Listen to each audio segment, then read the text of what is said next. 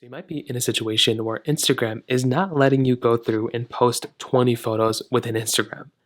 Now, this can happen for a couple of different reasons. The number one reason why something like this may end up happening is because your particular device isn't just having the most recent version of Instagram in terms of the update. So the first thing I recommend doing here is to go through and make your way over into your App Store. So tap into your App Store right here, click on the search bar and search up Instagram. So go right into here, search up Instagram, and what that's going to allow you to do is it's going to allow you to, find the Instagram application, and then you can update your Instagram app. The reason why this is so important is because without updating your Instagram app, you're not going to be able to see that update and you're not going to be able to go ahead and have that new feature. So go through here, update your Instagram application, and what's going to allow you to basically happen here is it's going to allow you to have all the latest and greatest features within Instagram.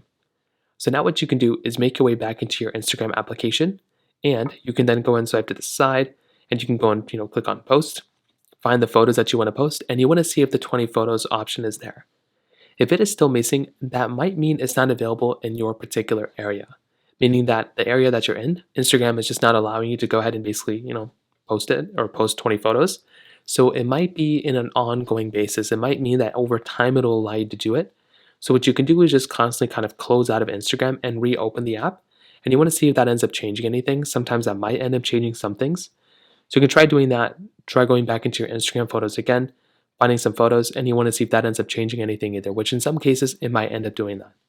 If that's still not working, you can try restarting your phone or using a different phone or different account temporarily and seeing if that changes anything either. So that pretty much covers it up there. If you have any other thoughts or questions, let me know in the comment section below. Hit the like button, that would mean so much, but definitely hit that subscribe button.